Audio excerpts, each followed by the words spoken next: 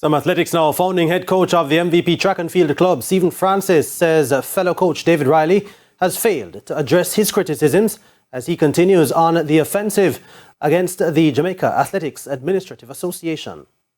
There was a trading of barbs between renowned coach and founder of MVP track and field club, Stephen Francis, and fellow coach David Riley earlier this week.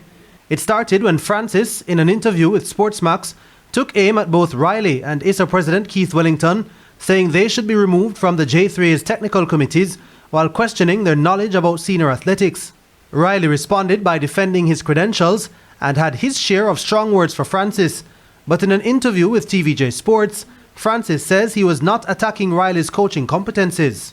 Well, I am not going to get into a cussing match with Riley. Except to say that I don't know how long I spoke for. But I don't believe ever saying anything about Riley's coaching ability. It is there for all to see. He won champs with Wolmer's and he has done well this year with Excelsior and whatever. So, I don't know why he's so sensitive.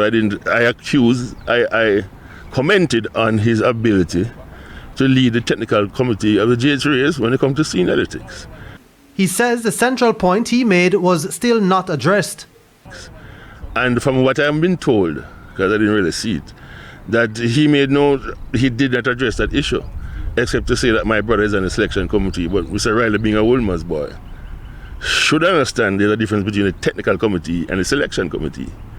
And my brother is not a part of the selection committee.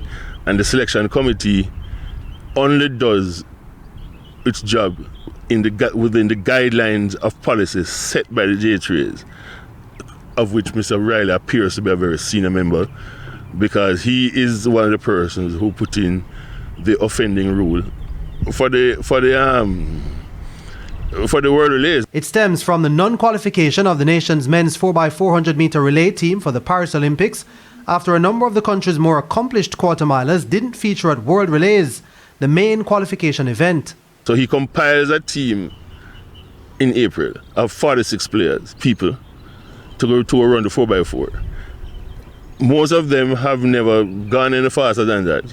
So that's their limit. And he has a lot of people sitting down there who have run 44s and 45s. And he chose not to pick them because they had not run fast so far in April. No, he has not addressed that. Why it is that he feels that he is the person who is to tell the world that, you have been doing it wrong. Listen to me. I have 2 engineering degrees and I have coaching at level 5 and therefore I must be innovative. No. We have a tried and proven way of dealing with our athletes.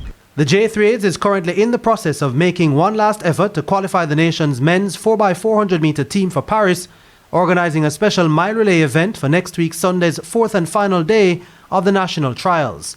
A final decision on how that will work is expected by Sunday.